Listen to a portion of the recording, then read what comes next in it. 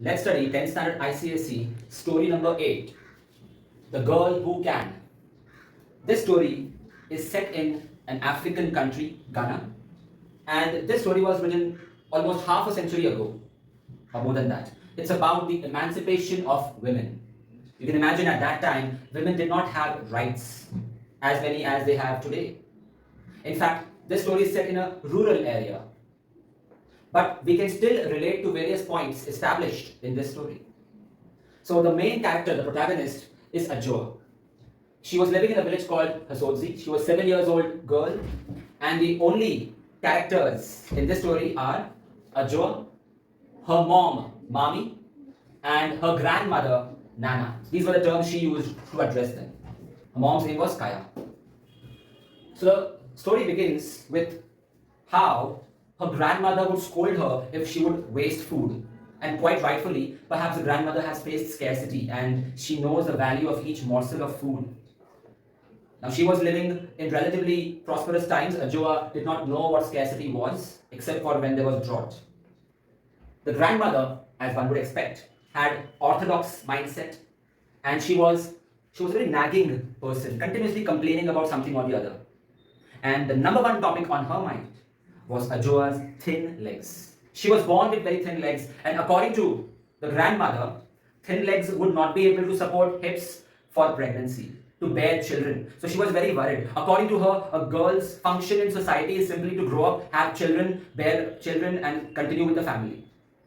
But Ajua was too young to understand this, and Ajua's mother wanted to educate her, wanted her to go to school. She told her mom, that is Nana, not to worry about the thin legs. There seems to be a generational gap between these three women because all three of them have different problems, a different definition of a problem, different aspirations from life and expectations from each other. There is a cultural gap, and that's what happens generation after generation. Sometimes it is difficult for the older generation to understand the newer generation. But in this story, let's see if the grandmother is able to understand the aspirations of the granddaughter, Ajua. Ajua had a problem that at such a young age, she did not have the well-built vocabulary to express whatever came to her mind. She was always wondering, she was always curious about various things, but she was not able to express it. And even if she had the courage and had accumulated the words and expressed it to her grandmother, either the grandmother would scold her, telling her never to talk about such a thing again. Maybe she talked about something taboo in the society. Or she would be laughed at. And she would laugh so much that she would call other old people and share that joke about what she had told. Ajua never understood what is so funny about what she said and when to speak what. This was very discouraging for her because she neither wanted to be scolded nor laughed at.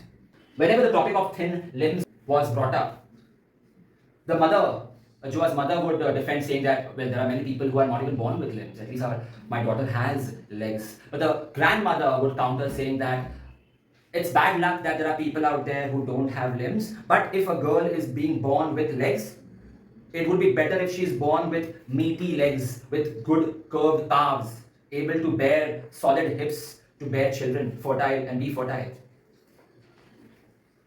It's just the thinking of these old people. They had this notion that strong legs would indicate fertile women, and they thought that's the only role of women. Ajua did not like her two favorite people fighting. She thought that her grandmother was a very good person. Actually, she did not even know the definition of what is a good person or a bad person. All she knew is that she loved her, except for when she would scold her for, when she would comment on her thin legs. And during arguments between Kaya and the grandmother would often talk about Ajua's father. You see, Kaya had insisted on marrying him. She was the only daughter, yet the grandmother had to agree to the marriage, and now she is sarcastically saying is that after marrying such a guy, we are lucky that the worst thing that is happening in the family is that Ajua is born with thin legs. At this point, the mother would have nothing, no rebuttal.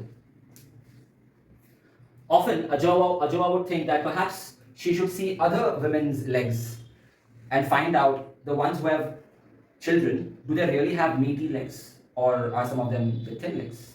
But there was no way for her to see the naked legs of girls, of women, because African women at that time would wear a costume which would cover their whole leg. The only way she could see them was when the women were having a bath in the river, but she, being only 7 years old, was not allowed to go to the river. She, with other girls her age, were allowed to have a bath in a private bathhouse. Yeah, she was allowed to splash water at the edge of the river sometimes, but she was not able to see the legs of other adult women having children. She had only seen the naked legs of her mother and her grandmother, but they had children and they were strong enough, so she had no evidence to provide to anybody. Then she narrates how she used to go to school, which was 5 kilometers away. Now, for her, it was a very normal thing. In fact, she enjoyed going to school. And this must have made her legs so strong that whenever there was a sports competition in school, a race, she would win. But for her, it was a normal activity and entertainment. She never talked about it at home. And a day came when she was selected in the school's team to represent at the district level sports competition. And when the grandmother and the mother came to know about this, they could not believe it. But when they double checked, when they went to school to find out, they realized that she was telling the truth. You see, on one hand, grandmother was against sending Ajua to the school in the first place. But Ajua's mother insisted that she did not want her daughter to be illiterate like herself. She felt that she was in some kind of darkness, unable to write her own name or do basic calculations. She wanted her daughter to be able to do that much at least. Then the grandmother would jokingly say, yeah, she might as well go to school because looking at her legs, I don't think she's going to get married anyway. And now when the grandmother discovered that she's participating in the games at the district levels, she became quite proud. She would start looking at Ajua's legs strangely, although she would pretend that she's not staring at them. She started washing her school uniform herself because she wanted the clothes to shine the most when walking with the team. She would iron the clothes herself. In fact, she would also follow her to the district games wearing some fresh clothes, stiffly starched, so starched that when she would walk, the clothes would creak. And finally, when Ajua's team won, and Ajua won the best all-round junior athlete, the grandmother was overjoyed. And she lifted the cup on her back like one lifts a baby. And she did not care about any kind of embarrassment or what others would say. She was super happy. And finally at home, she started crying, keeping Ajua on her knees. She muttered that maybe legs are not just to bear the hips for babies, but perhaps it is to run and do other things as well. So we see a change in perspective happening because of the achievements of Ajua.